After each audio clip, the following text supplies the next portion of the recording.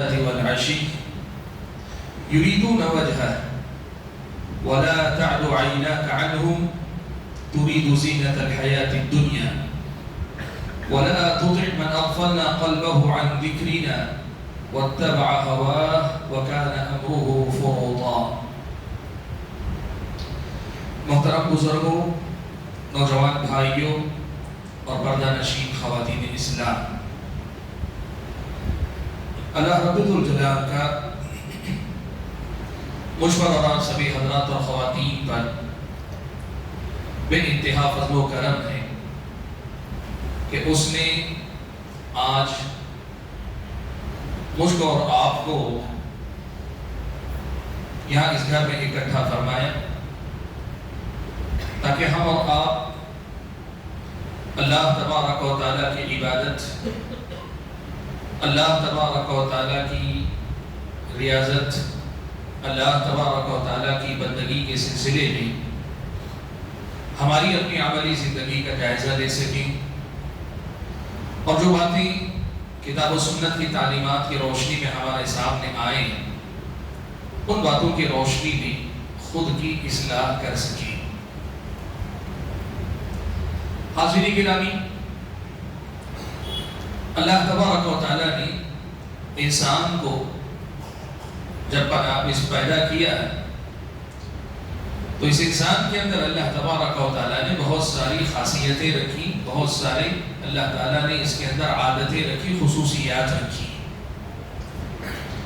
انسان کو اللہ تبارک و تعالیٰ نے جن صفات کے ساتھ پیدا فرمایا، ہر انسان کے اندر اللہ تعالیٰ نے جو صفات رکھی ہیں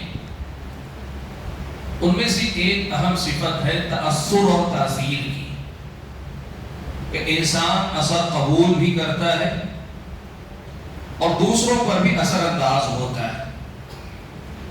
انسان کی بات چیت، انسان کا رہن سہن، انسان کی سوچ، حتیٰ کہ مزاج، انسان کے عادات و اطوار، ان سب میں انسان اپنے ماحول سے اثر لیتا ہے، ماحول کا اثر قبول کرتا ہے اور ساتھ میں دوسروں پر بھی وہ اثر انداز ہوتا رہتا ہے۔ یہ ایک ایسی حقیقت ہے جو انسان کو اللہ تبارک و تعالیٰ نے فطری طور پر عطا فرمائی ہے اور اس کا تجربہ انسان خود اپنی زندگی کے اندر بھی کرتا رہتا ہے۔ آپ اگر دیکھیں اور میں آپ کو بتاؤں تو آپ تعجب نہ کریں کہ جدید سائنس نے تحقیق کر کے اس حقیقت کی تائید بھی کی ہے کہ جو آدمی ہمیشہ خوش و خوش رہتا ہے، لوگوں میں خوش رہنے والوں میں رہتا ہے، تو اس کے اندر فطری طور پر خوش ہونے کا مادہ جو ہے بڑھتا ہے۔ یہ سائنس نے باقاعدہ پروو کیا ہے کہ زیادہ خوش رہنے کی اس کی کیفیت انسان کے اندر بڑھتی ہے۔ جو آدمی ہمیشہ غمزدہ رہتا ہے، تکلیفوں کے احساس میں جیتا ہے، اس کا یہ احساس اسے اور زیادہ تکلیفوں میں مبتلا کرتا چلا جاتا ہے اور وہ یہ محسوس کرتا ہے کہ دنیا میں مجھ سے بڑا محروم، مجھ سے زیادہ تکلیفوں میں مبتلا انسان کوئی نہیں۔ انسان کی یہ طبیعت ہے، اس کا یہ مزاج ہے کہ وہ اپنے ماحول کے اثرات کو قبول کرتا ہی ہے۔ ماحول کے اثرات سے، اپنے دوست احباب سے، اپنے گھر بار سے، اپنے خاندان قبیلے سے، اپنے بستی محلے سے، اپنی زندگی میں آنے والے اتار چڑھاؤ سے، اپنے ملک کے، اپنی بستی کے حالات سے انسان لازمی طور پر متاثر ہوتا ہے۔ یہ ایک ایسی حقیقت ہے جس حقیقت کا انکار کوئی نہیں کر سکتا۔ آپ اپنے مزاج پر دیکھیں، جب آپ اپنے جیسے دوستوں کے درمیان رہتے ہیں، یہاں تک کہ لوگ کہتے ہیں کہ جو آدمی بہت زیادہ نوجوانوں میں رہتا ہے نا، عمر دراز ہو کر بھی اس کے اندر وہ جوانی کا احساس، قوت کا احساس باقی رہتا ہے، اور جو آدمی بوڑھوں کے ساتھ زیادہ وقت گزارتا ہے اس کے اندر طبیعت میں ٹھہراؤ، سمجھداری یہ تو آتی، لیکن جوانوں والا جوش بھی اس کے اندر کمزور پڑتا جاتا ہے۔ یہ تأثر و تاثیر کی ایک اپنی دنیا ہے جو اللہ تبارک و تعالیٰ نے انسان کو عطا فرمائی ہے، اور جب اللہ تبارک و تعالیٰ نے انسان کو یہ چیز عطا کی ہے تو اللہ تبارک و تعالیٰ کے دین کا یہ کمال ہے، اللہ تبارک و تعالیٰ کے دین کی یہ خوبی ہے، اس کی یہ اچھائی ہے کہ ایسے ماحول میں رہتے ہوئے بھی اللہ تبارک و تعالیٰ کی بندگی جو ہماری اور آپ کی زندگی کا مقصد ہے، اس کیسے کرنا چاہیے، ماحول کا اثر ہمارے اور آپ پر زیادہ نہ ہو، منفی نہ ہو، ایسا نہ ہو جو ہمیں اپنے مقصد سے دور لے جائے، ایسا نہ ہو جو ہماری زندگیوں سے ہمارے اپنے مقصد کو بھلا دے، ایسا نہ ہو جو ہمیں غافل کر دے، ایسا نہ ہو جو ہمیں مشغول کر دے۔ ایسی زندگی کیسے گزارنی چاہیے، یہ ہمارے دین کا کمال ہے کہ اس دین نے ہمیں یہ بھی سکھایا۔ سبحان اللہ، دیکھیے اللہ تبارک و تعالیٰ کا کئی درجوں میں ہم پر احسان، ساری زندگی اللہ تعالیٰ کے احسانات ہی میں جی رہے ہیں، لیکن ہدایت کے باب میں اگر دیکھیں تو کئی درجوں میں اللہ کے احسان مجھ پر اور آپ پر ہیں۔ سب سے پہلا احسان تو یہ کہ اللہ تعالیٰ نے ہدایت اور رہنمائی کی ذمہ داری اپنے اوپر لے لی۔ اللہ نے کہا میں تمہارے پاس ہدایت کا سلسلہ، ہدایت کا سامان مسلسل بھیجتا رہوں گا۔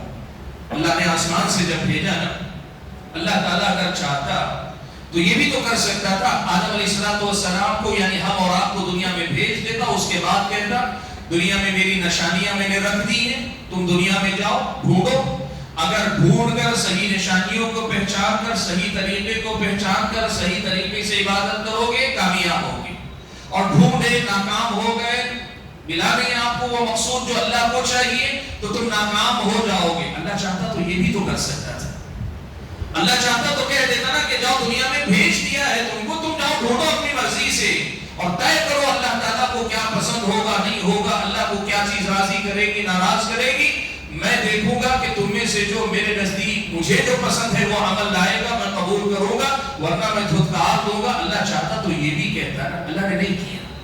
یہ اس کا کرم ہے کہ اس نے ہم اور آپ پر سب سے پہلے یہ کہہ دیا کہ تم ہدایت کی طرف سے بے فکر ہو جاؤ، میں آسمان سے ہدایت بھیجا کروں گا، انبیاء کی شکل میں، کتابوں کی شکل میں، وحی کی شکل میں، اللہ تعالیٰ کی طرف سے ہدایت کا پیغام آپ تک آتا رہے گا۔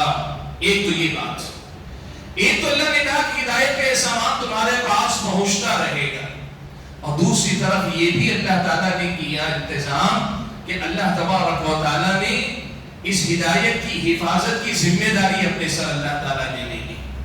اللہ نے یہ بات طے کر دی کہ پچھلے انبیاء کے ذریعے جو ہدایت آئی اگر وہ محرف ہو جاتی، نئے انبیاء اللہ تعالیٰ بھیج دیتا، لیکن پیارے نبی صلی اللہ علیہ وسلم کو آخری نبی و رسول بنا کر اللہ نے بھیجا، تو اللہ تبارک و تعالیٰ نے پھر یہ انتظام کیا کہ اب آپ کے بعد کوئی نبی آنے والا نہیں، تو اس لیے اللہ تعالیٰ نے اس دین کی خود حفاظت کی ذمہ داری اللہ نے لے لی۔ تو یوں کہیے کہ اللہ نے دوسرا احسان ہم پر یہ کیا کہ اس ہدایت کی اللہ نے حفاظت کر دی۔ کہا کہ نہیں ساری دنیا میں ہزار بدعتیں آئیں گی جائیں گی، لوگوں کی آزمائش کا ذریعہ بنے گی بدعتیں، لیکن اللہ کا جو حقیقی دین ہے نا وہ دین اپنی جگہ پہ محفوظ رہے گا، یہ اللہ تعالیٰ نے ضمانت دی تھی۔ اور تیسری بات جو زیادہ اہم ہے آج کے موضوع کے حوالے سے، میرے بھائیوں، اللہ تبارک و تعالیٰ نے ہم اور آپ کے لیے نہ صرف یہ کہ ہدایت کا راستہ بتایا، بلکہ اس ہدایت کے راستے پر چلنے کے لیے معاون اور مددگار کیا راستے ہو سکتے ہیں، اور اس کی راہ میں رکاوٹ بننے والی کیا باتیں ہوتی ہیں، یہ دونوں بھی اللہ تعالیٰ نے پڑھا دی، سکھا دی، سمجھا دی، اللہ کے نبی صلی اللہ علیہ وسلم کے ذریعے ہم تک پہنچا دی۔ یہ کتنا بڑا انعام ہے اللہ تعالیٰ کا کہ ہدایت کا راستہ دکھا دیا، اس پہ چلنے کا حکم دے بھی دیا، ساتھ میں یہ بھی بتا دیا کہ اب اس راستے پہ چلتے ہوئے کون سی چیزیں تمہارا ساتھ دے گی، کن چیزوں سے تمہیں مدد ملے گی، کون کون تمہارے معاون اور مددگار ثابت ہوں گے، اور کیا چیزیں تمہارے راہ میں رکاوٹ بنے گی، یہ اللہ تبارک و تعالیٰ نے بتا دیا۔ اور اسی باب سے اللہ تعالیٰ نے ہم اور آپ کو یہ بھی سکھایا، یہ بھی بتایا کہ دیکھو اللہ تبارک و تعالیٰ کی بندگی اگر کرنی ہے نا، تو پھر تمہیں یہ بھی یاد رکھنا ہوگا کہ تمہارا ماحول تمہارا معاون بھی ہو سکتا ہے، اور وہیں بدلا ہوا دوسرا ماحول تمہارا مخالف بھی ہو سکتا ہے۔ تمہارا ماحول تمہیں زیادہ دیندار بنا سکتا ہے، دینداری پہ ثابت قدم رہنے میں مددگار بھی ہو سکتا ہے، اور وہی ماحول صحیح نہ ہو، غلط ہو، تو یہی ماحول تمہیں بگاڑ بھی سکتا ہے، تمہارے بگڑنے کی وجہ اور سبب بھی بن سکتا ہے۔ اس لیے مومن کو یہ سبق سکھایا گیا کہ تم اس بات کو ہمیشہ یاد رکھنا کہ تمہیں اپنے لیے ایسے ماحول کا انتخاب کرنا چاہیے جو ماحول تمہاری زندگی کے مقصد میں معاون ہو، تمہاری زندگی کے مقصد کی تکمیل میں مددگار ہو، جو تمہارا ساتھ دینے والا ہو، تمہاری اپنی ہمت افزائی کرنے والا ہو۔ تم کمزور پڑ جاؤ، ماحول تمہارا سہارا بن جائے، تم ذرا پیچھے رہ جاؤ تو ماحول آگے بڑھانے والا بن جائے،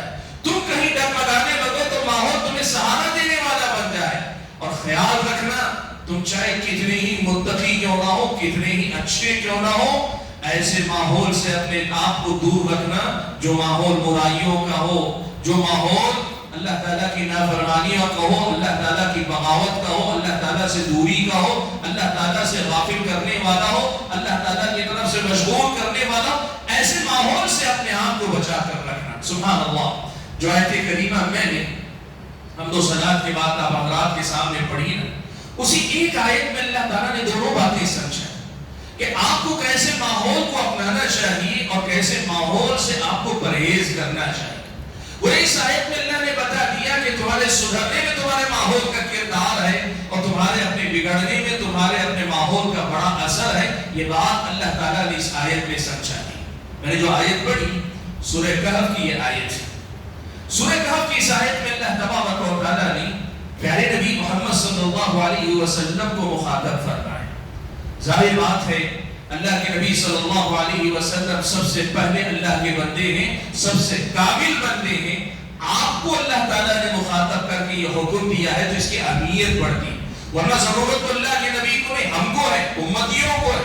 یہ ضرورت امتیوں کی ہے کہ وہ یہ رہنمائی ان تک آئے، لیکن اللہ نے اللہ کے نبی کو مخاطب کر کے کہا تو اس کا مطلب یہ ہوا نبی جب مخاطب ہو گئے تو نبی کے بعد پھر کسی متقی انسان کو یہ نہیں سوچنا چاہیے ماحول کیسا بھی رہے میں اپنے تقوی کے بل پہ بن جاؤں گا، سنبھل جاؤں گا، سدھر جاؤں گا، میں بالکل بنا رہوں گا، یہ نہیں سوچنا چاہیے۔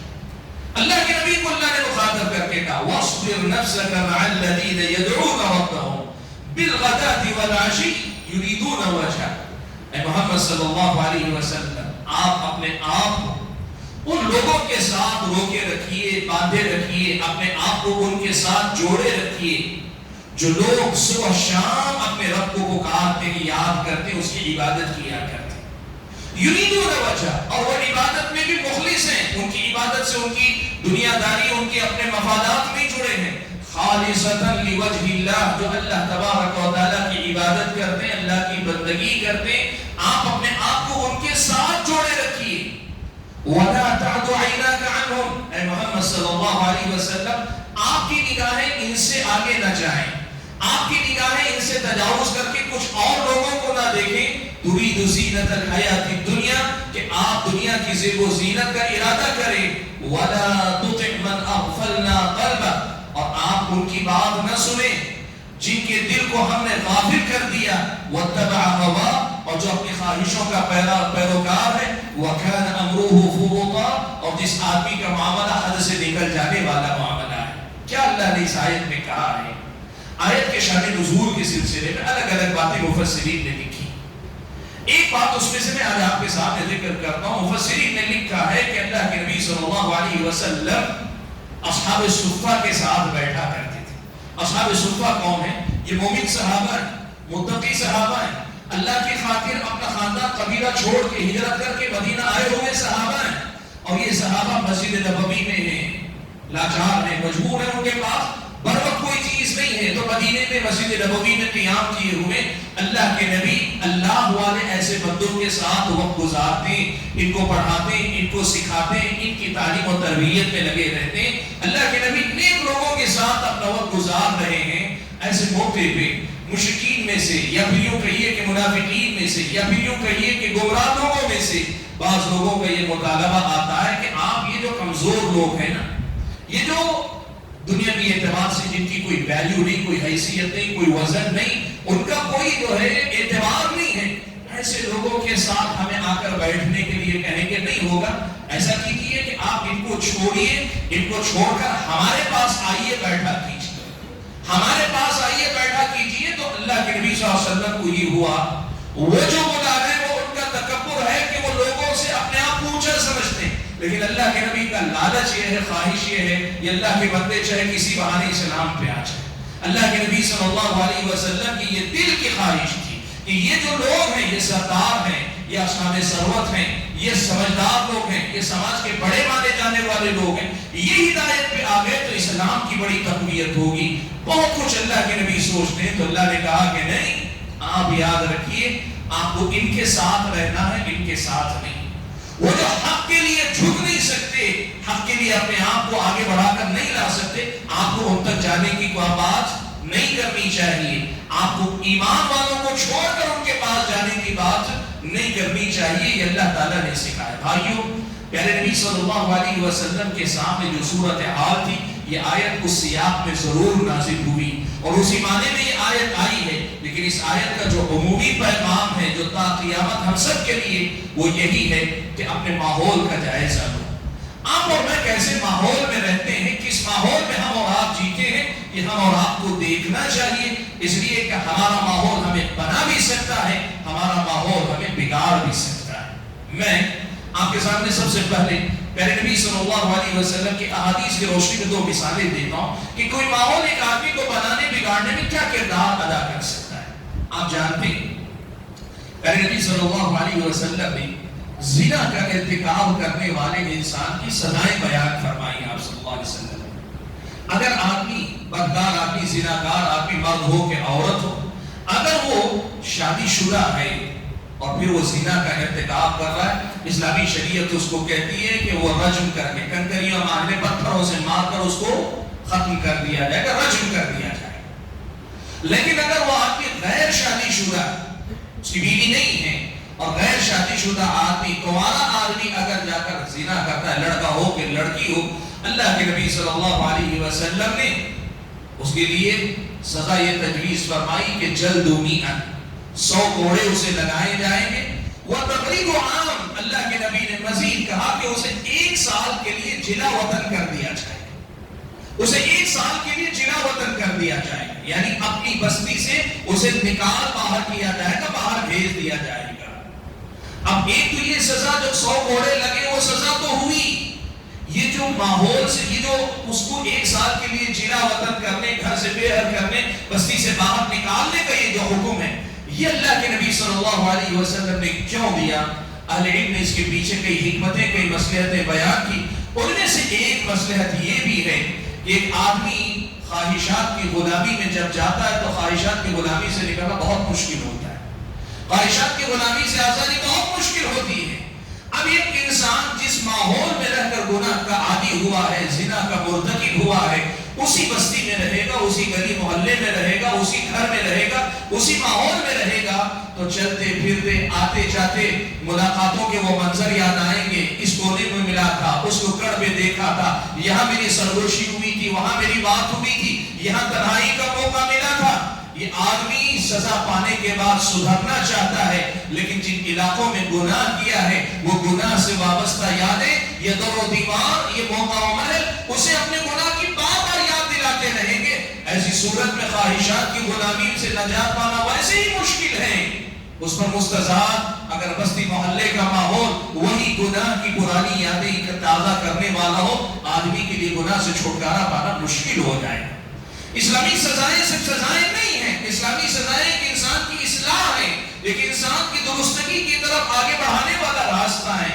اسلام نے کہا تغریب عام، غیر شادی شدہ اگر کوئی آدمی بدکاری کرتا ہے تو اس آدمی کو وہاں سے نکال باہر کیا جائے، سزا ہے بظاہر. لیکن بباطن اگر آپ دیکھیں تو اسے بتایا جا رہا ہے کہ جس ماحول میں رہ کر بگڑے ہو اس ماحول سے نکل جاؤ، سدھرنے میں تمہیں بڑی مدد ملے گی، تم سدھر سکو گے، اس ماحول سے آزاد ہو جاؤ. اور بھائیو، میں آپ کو یہ چیز بتانا چاہتا ہوں، یاد رکھیں کہ یہ معاملہ اہل علم نے لکھا ہے. اللہ کے نبی صلی اللہ علیہ وسلم نے سزا کے طور پر بدکار آدمی کے بارے میں ضرور کہا ہے، لیکن یہی سزائیں یا یہی حکمت عملی کئی بار شرابی کو شراب چھڑانے میں مدد دیتی ہے، کئی بار ایک جوا کھیلنے والے آدمی کو جوا چھڑانے میں مدد دیتی ہے، کئی بار آدمی کو غلط عادتیں، نشہ کرنے والا آدمی، طرح طرح کا نشہ کرنے والا، تو جن علاقوں میں، جس گلیوں میں، جس بستی میں جہاں رہ کر وہ ان خرابیوں کا عادی ہوا ہے نا، اگر وہ اس ماحول سے الگ کر دیا جاتا ہے تو پھر اس انسان کے سدھرنے کے امکانات زیادہ روشن ہو جاتے ہیں. آپ کو میں دوسری بات پیارے نبی صلی اللہ علیہ وسلم کی احادیث کی روشنی میں آپ کے سامنے رکھنا چاہتا ہوں.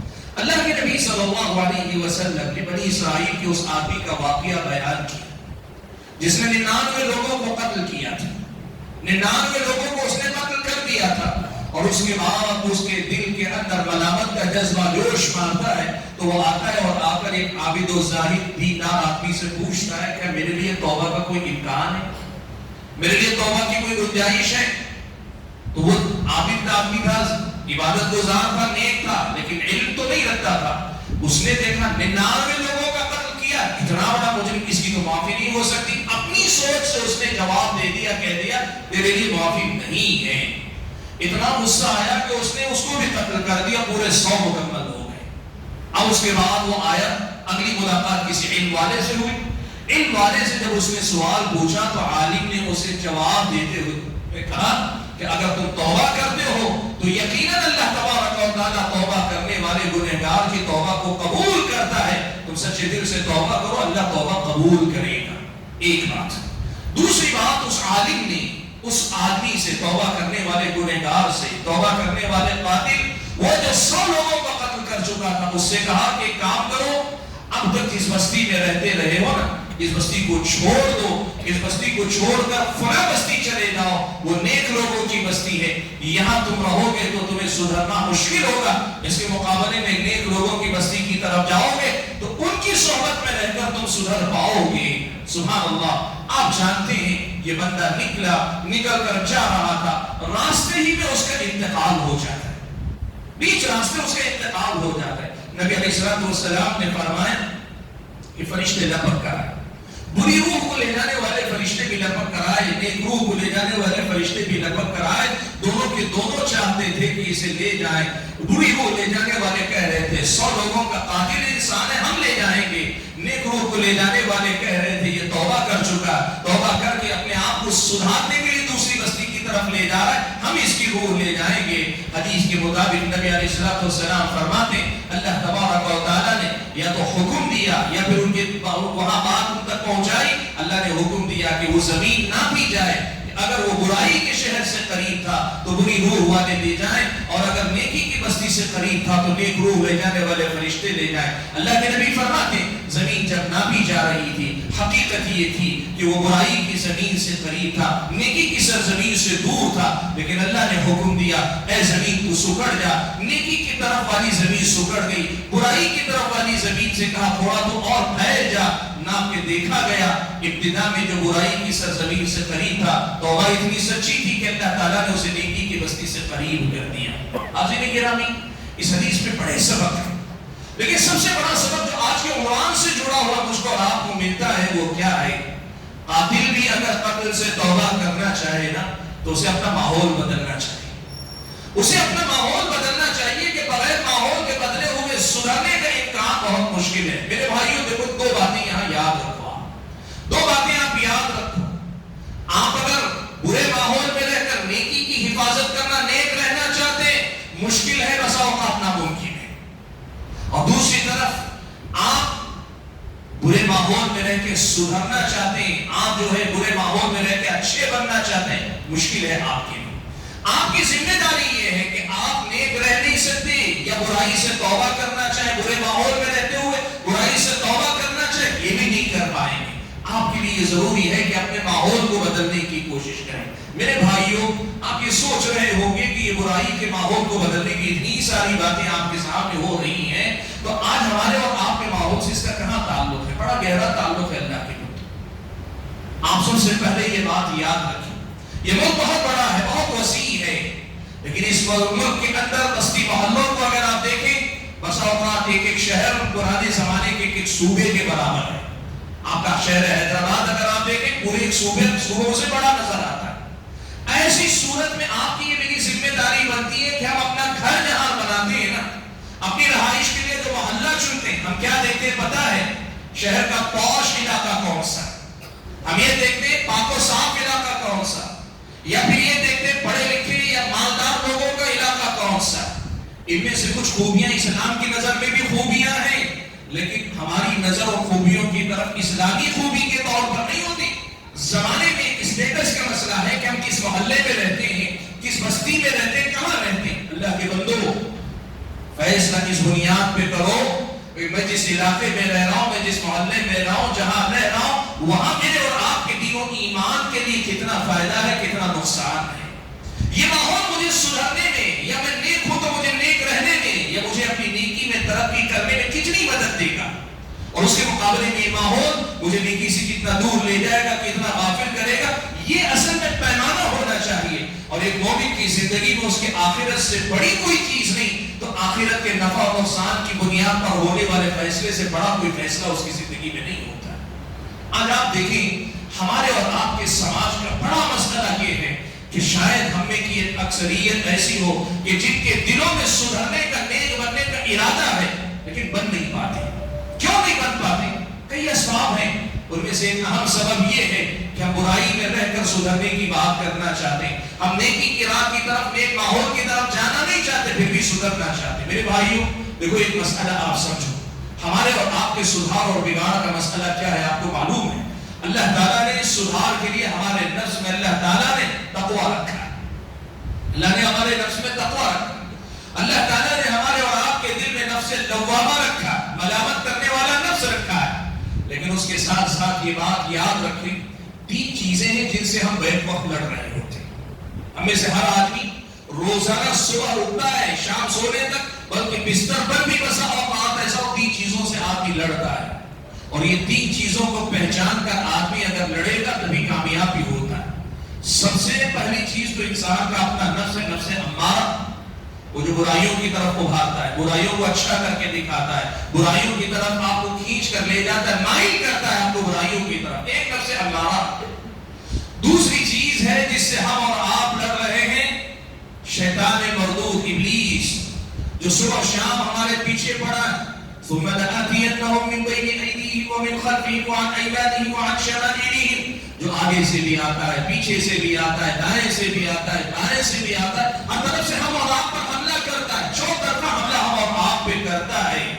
یہ شیطان بھی ہمارے پیچھے پڑا ہے. اور تیسرے نمبر پر ہم اور آپ یہ دنیا اور دنیا کی جو رنگینیاں ہیں نا، یہ دنیا اور دنیا کے جو فتنے ہیں نا، یہ دنیا اور دنیا کی جو حرام لذتیں ہیں نا، اور یہ دنیا اور دنیا کے جو فتنے ہیں نا، ہم ان کا بھی مقابلہ کر رہے ہوتے ہیں. اب یہاں دیکھو ایک بڑی اہم بات آپ کو یاد رکھنی ہوگی. یہ ہمارا اور آپ کا جو نفس ہے اندر سے، جو ہمارا تقوی والا نفس ہے نا، اللہ کے فضل و کرم سے کبھی یہ اتنا طاقتور ہوتا ہے کہ اپنے نفس کو بھی ہم پچھاڑ لیتے ہیں، شیطان کو بھی ہرا دیتے ہیں، اور دنیا کو بھی دھتکار دیتے ہیں، کسی کے فتنے میں نہیں آتے. اللہ کبھی ہمیں اتنا طاقتور بناتا ہے، اتنا ایمان والا بناتا ہے کہ ہم اور آپ تینوں سے نمٹ لیتے ہیں. اور کئی بار ایسا ہوتا ہے کہ ہم کبھی اپنے نفس کے سامنے کمزور پڑ جاتے ہیں، کبھی شیطان کے فتنے میں مبتلا ہو جاتے ہیں، کبھی دنیا کی رنگینیاں ہم اور آپ کو ورملا دیتی ہیں، بہکا دیتی ہیں. آپ اگر اس پہلو سے اپنے آپ کو دیکھیں گے تو آپ کو ہمیشہ ایسے معاون اور مددگار کی ضرورت ہوتی ہے جو آپ کے متقی نفس کو، آپ کے تقوی والے نفس کو سہارا دے، آگے بڑھائے، آگے لے جائے. اس صورت میں آپ کی بڑی ضرورتوں میں سے ایک ضرورت ہوتی ہے وہ ماحول، جو ماحول نیکی کا ہو، جہاں نیکی کرنے والے کی عزت ہوتی ہو، گناہ کرنے والا شرمندہ رہتا ہو، جہاں نیک لوگ رہتے ہو اور نیک لوگوں کا ساتھ دینے والے رہتے ہو، اور برائی کرنے والا انسان تنہا ہو، اور برائی کرنے والا انسان بے یار و مددگار ہو، بے سہارا ہو.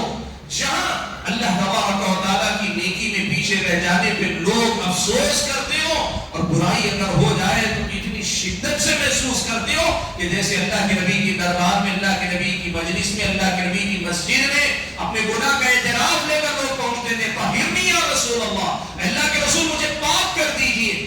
ایسے ماحول کی ہمیں بڑی سخت ضرورت ہے میرے بھائی. یہ جو ہمارا اور آپ کا نفس ہے نا، اسے اللہ نے بڑا عجیب بنایا ہے. عجیب اس معنی میں کہ کبھی طاقتور ہوتا ہے تو اس قدر طاقتور کہ ابلیس کو شکست دے دیتا ہے، اور کبھی کمزور پڑتا ہے تو اتنا کمزور پڑ جاتا ہے خود اپنے نفس لوامہ سے معاف کیجیے، نفس امارہ سے ہار جاتا ہے، برائیوں پہ ابھارنے والے نفس سے ہار بیٹھتا ہے. ایسے کمزوری کے لمحات میں ایک اچھا معاشرہ، ایک اچھا ماحول، اچھے لوگوں کی صحبت، اچھے لوگوں کی بستی، اچھے لوگوں کے ساتھ ہمارے تعلقات ہماری بہت بڑی ضرورت ہے.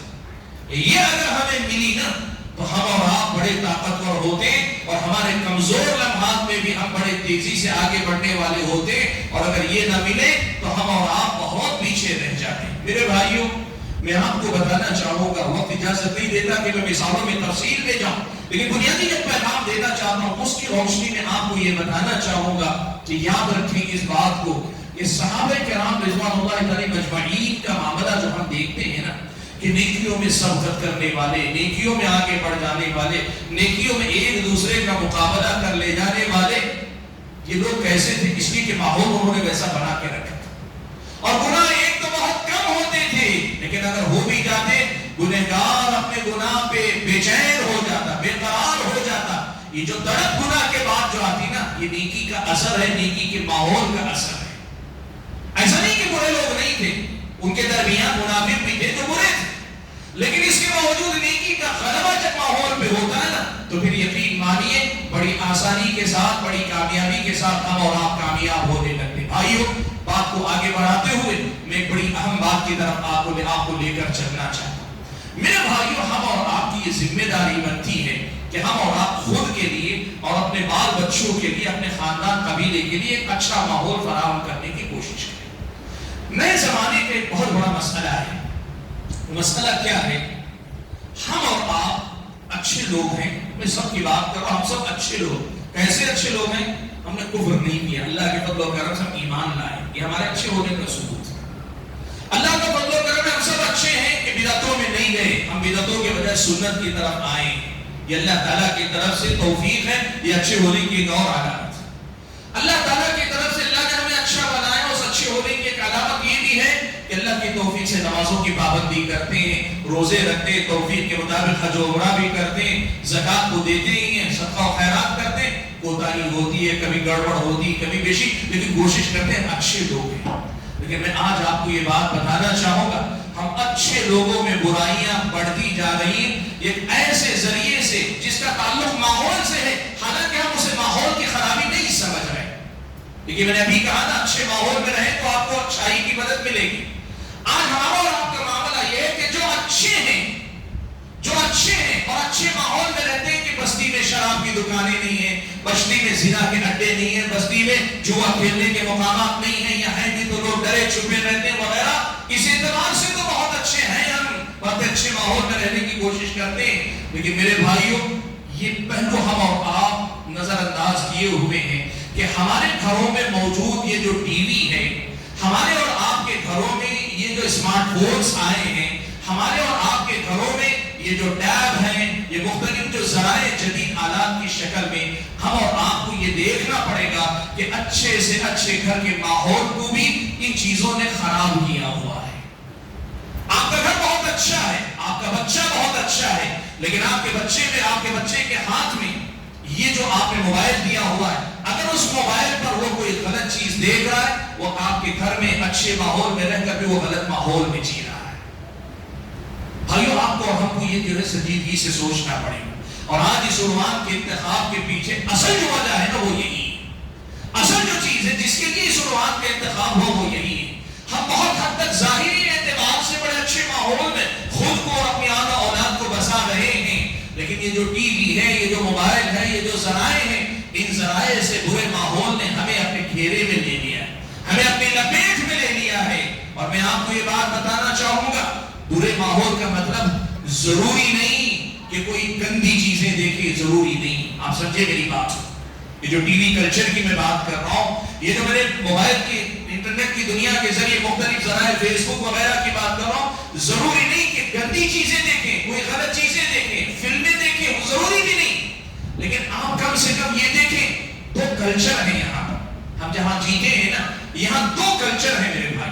ایک کلچر وہ ہے جو اسلامی کلچر ہے، جو دینی کلچر ہے، اسلامی تہذیب ہے۔ اس تہذیب کی بنیاد ہی فکر آخرت پر ہے کہ آخرت ایک دن ہے، یہ دنیا ہمارا مقام نہیں، یہ دنیا کھیتی ہے، آخرت ہمارا اصل ٹھکانہ ہے۔ ہماری زندگی کے ہر معاملے میں ہم اپنی آخرت سے جڑے ہوئے نظر آتے ہیں، اسی لیے جہاں بات آتی ہے اللہ سے ڈر کی آتی ہے، اللہ کے سامنے کھڑے ہونے کی آتی ہے، اللہ کے سامنے جواب دہی کی آتی ہے، اللہ تعالیٰ کے سامنے حساب و کتاب کی آتی ہے، آخرت میں جہنم کی آتی ہے، جہنم کے عذاب کی آتی ہے، جنت کی نعمتوں کی آتی ہے۔ یہ ہمارا کلچر، ہماری تہذیب ہے، اور یہ اصل میں پوری انسانیت کا کلچر ہونا چاہیے، یہ تہذیب ہے۔ اللہ کا فضل و کرم ہے، ایسے ملک میں رہتے ہوئے بھی ہم اور ہماری اپنے آل و اولاد کو ہم یہ سبق پڑھاتے ہیں، سکھاتے ہیں، سمجھاتے ہیں، اور یہ بات ہمیں ماننی پڑے گی کہ ہمارے اور آپ کی نئی نسلیں، یہ بچے بھی اللہ کے فضل و کرم سے وہ فطری اسلام پر یا فطرت اسلام پر ہیں کہ بہت حد تک یہ سب آخرت کے رخ پر جینے والی زندگی بن کر جی رہے ہیں۔ لیکن میرے بھائیوں، اس دینی کلچر کا اگر آپ خلاصہ دیکھیں، یہ جو انٹرنیٹ کے ذریعے، فیس بک کے ذریعے یا انسٹاگرام کے ذریعے یا دوسرے انٹرٹینمنٹ کے جتنے ذرائع ہیں، ان سب کلچر کے پیچھے اگر آپ دیکھیں گے، یہ کلچر سیدھے سیدھے ایک مسئلے پہ ڈیپینڈ کرتا ہے، وہ یہ ہے آخرت نام کی کوئی چیز نہیں. جو کچھ ہے دنیا ہے، اور دنیا میں آئے ہو تو مزہ کرو، دنیا میں آئے ہو تو لطف اٹھاؤ، دنیا میں آئے ہو تو مزے لوٹو، دنیا میں آئے ہو تو یہی تو ہے. ابھی زندگی میں تم کب تک بچ بچا کر رہو گے؟ ٹھیک ہے، دوسروں کو تکلیف نہ پہنچاؤ، دوسروں کا نقصان مت کرو، لیکن دوسروں کا نقصان کیے بغیر دنیا کے ہر مزے پہ تمہارا حق ہے، دنیا کے ہر لذت پہ تمہارا حق ہے، تمہیں ہر چیز میں مستفید ہونا چاہیے. یہ کلچر ہے جو ہم اور آپ کو اس ٹی وی کے ذریعے، دوسرے ذریعے ملتا ہے. ایسے ماحول میں میرے بھائیوں، مجھ کو اور آپ کو ایک بات یاد رکھنی پڑے گی. ہمارا اور آپ کا جو دماغ ہے نا، ہمارا اور آپ کا ذہن ہے نا، ہو سکتا ہے آخرت کو ماننے والا ہو سکتا ہے آخرت کا انکار کرنے والا نہ ہو. ہم آخرت کا انکار کرنے والے نہیں، لیکن صورتحال یہ ہوگی آخرت کا انکار وہ ہمارا ایک عقیدہ رہ جائے گا، لیکن ایک مردہ عقیدہ جس میں کوئی جان نہیں. اس لیے کہ اس کلچر کی وجہ سے ساری زندگی ہماری دنیا ہی کی ہو کر رہ جائے گی. دنیا کے کسی مزے سے پیچھے نہیں ہٹنا چاہتے، دنیا کی کسی بھی حرام کاری سے دور نہیں رہنا چاہتے. دنیا کی ساری چیزیں ہمیں چاہیے بالکل ویسے ہی جیسے کافروں کی زندگی ہے، جیسے اللہ تعالیٰ کے نافرمانوں کی آخرت پر ایمان نہ رکھنے والوں کی جو زندگی، ایسی زندگی آج ہم اور آپ جینے لگے. یہ ہمارے اور آپ کے ہمارے ماحول کا اثر ہے. آپ یہ کہیں بستی پوری کی پوری مسلمان ہے، دور دور تک غیر مسلم نہیں، لیکن کلچر کی بات کریں تو کیا بستی پوری کی پوری اسلامی کلچر میں زندگی گزار رہی ہے؟ بستی مسلمان ہے تو پھر یہ کلچر کا فرق کہاں سے آیا؟ یہ وہی بات ہے کہ ہم نے اپنے ماحول کو نہیں پہچانا، ماحول کے اثر کو ہم نے نہیں پہچانا. آج اس ٹی وی کلچر نے، اس انٹرنیٹ کلچر نے، انٹرٹینمنٹ والے کلچر نے ہمارے اور آپ کے ذہن و دماغ پہ، ہماری اور آپ کی معمولاتی زندگی پہ اس قدر اثر انداز ہوا، اتنا اس قدر اثر چھوڑا ہے کہ ہم اور آپ کی زندگی کا مقصد یہی انٹرٹینمنٹ بن کر رہ گیا. اسلامی شریعت کا مسئلہ یہ ہے کہ اسلام آپ کو دنیا کی اچھی چیزوں سے منع نہیں کرتا، دنیا کی لذتوں سے منع نہیں کرتا، لیکن اسلامی شریعت آپ کو ایک دائرہ دیتا ہے، ایک لمٹ دیتا ہے. اس لمٹ کے حد تک دنیا کی لذتوں سے فائدہ اٹھاؤ، اور اس کے بعد تم آخرت کے لیے محنت کرو. اس دنیا میں ہو، دنیا میں کھاؤ پیو پہنو ہو، گھومو پھرو اور دنیا کی نعمتوں سے مستفید ہو. لیکن فرق ہے اس آدمی نے جو آخرت کے لیے دنیا کو پرکھتا ہے، دنیا کو استعمال کرتا ہے، اور اس آدمی نے جو آخرت کو بھول کر سیدھے سیدھے دنیا کا غلام بن کر رہ جاتا ہے. تعیس عبد الدینار والدرہم، دینار و درہم کا غلام ہلاک و برباد ہوا یا ہلاک و برباد ہوگا. آج یہی مسئلہ ہے میرے بھائیوں. میں جو بات کہنا چاہ رہا ہوں کیا ہے؟ بات یہ ہے کہ ہمارے اور آپ کے سدھرنے بگڑنے کی اگر بات آئے نا، ہمارے اور آپ کے سدھرنے بگڑنے کا اگر ہم اور آپ تذکرہ کریں تو ہمارے ماحول کا ہم پر بہت زیادہ اثر ہوتا ہے. اس اعتبار سے ہم اور آپ کو یہ دیکھنا چاہیے کہ ہم اپنے آپ کو، اپنے ذہن و دماغ کو، اپنی نئی نسلوں کو، اپنے بچوں کو، اپنے گھر کی عورتوں کو کس کلچر کی غلامی میں دے رہے ہیں، کیسے ماحول کے زیر اثر رکھ رہے ہیں. سبحان اللہ. نیک لوگوں کے ساتھ رہیں گے نا، کچھ نہیں تو کم سے کم جب تک نیک لوگوں کے ساتھ ہیں تب تک گناہ سے تو بچیں گے. آپ کچھ نہ کریں، کوئی نیکی نہ کرے، نیکی میں بہت آگے نہ بڑھے تو بات نہیں. نیک لوگوں کے ساتھ رہیں یا نیک ماحول میں، اچھے ماحول میں رہیں، کم سے کم درجے میں یہ ہوگا کہ آپ برائی سے بچے رہیں گے. اسے اس کی بات کیوں سمجھ رہے؟ مسجد میں جب تک آپ رہیں گے انشاءاللہ گناہوں سے بچے رہیں گے. مسجد سے باہر جائیں گے تو وہاں بھی بچ سکتے ہیں، لیکن وہاں گناہ میں مبتلا ہونے کا امکان زیادہ ہوتا ہے. یہی بات ساری زندگی کے لیے یاد رکھیں کہ خود کے لیے، اپنے بچوں کے لیے، اپنی نئی نسل کے لیے اگر ہم اور آپ نے صحیح ماحول کا انتخاب کیا نا تو یہ صحیح ماحول ہماری بہت بڑی طاقت ہوگی، بہت بڑا سہارا ہوگا. اور اس کے مقابلے میں ہم نے پرواہ ہی نہیں کی اور یہ سمجھ لیا کہ ہم اپنے بچوں کو پڑھا رہے ہیں، لکھا رہے ہیں اور اس کے بعد ہمارے بچے کہیں بھی رہے سدھر جائیں گے. نہیں، اللہ کے بندے. میں آپ کو بعض مثالیں اگر بتاؤں تو تعجب کریں گے. حضرت اکرمہ، حضرت ابن عباس کے شاگرد ہیں. اکرمہ رضی اللہ تعالیٰ عنہ جلیل القدر مفسر امام. ایسے ہوا کہ چند دنوں تک انہوں نے خوارج جو تھے اس دور میں جو فتنہ کھڑا ہوا تھا، خوارج کی صحبت میں رہے چند دن. اللہ تعالیٰ کی مرضی دیکھیں، اکرمہ جیسے جلیل القدر عالم خوارج کی فکر سے متاثر ہو گئے.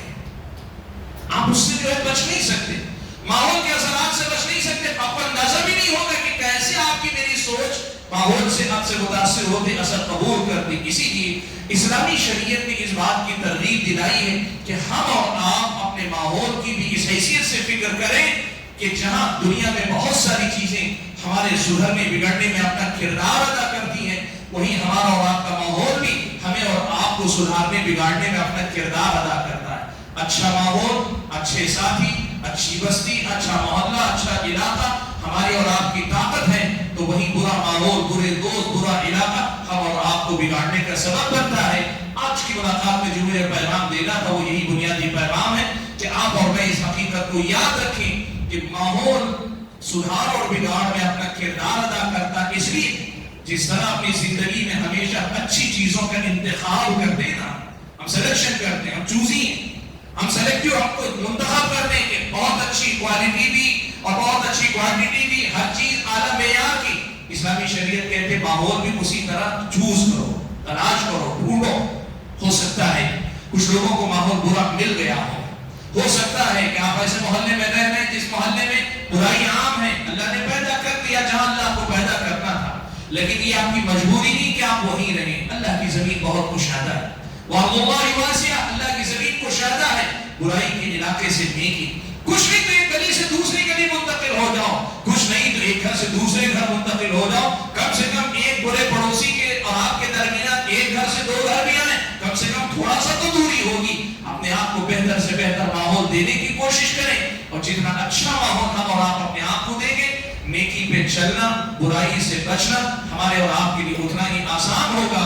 اور جس قدر زیادہ برائی اور برے ماحول میں اپنے آپ کو رکھیں گے، نیکی مشکل، برائی اتنی ہی آسان ہمارے اور آپ کے لیے ہوتی جائے گی. میں اپنی گفتگو ختم کرتے ہوئے اللہ تبارک و تعالیٰ سے دعا کرتا ہوں کہ اللہ تعالیٰ مجھے آپ سبھی حضرات کو، خواتین کو اپنے ماحول کی طرف نظر رکھنے کی توفیق عطا فرمائے. اور جیسے میں نے کہا، اپنی گلی محلہ بستی ہی نہیں، اپنے گھر میں جو کلچر ہم ٹی وی کے ذریعے، موبائل کے ذریعے لائیں، اس پر بھی نظر رکھ کر خود کو اور اپنے بچوں کو ایک اچھا ماحول دینے کی اللہ ہم کو توفیق عطا فرمائے، تاکہ ہم اور آپ اچھے ماحول کی مدد سے سدھر سکیں اور برے ماحول کے ذریعے بگڑنے سے باز آ سکیں. اللہ مجھے اور آپ کو کہنے اور سننے سے زیادہ عمل کرنے کی توفیق عطا فرمائے. آمین. وآخر دعوانا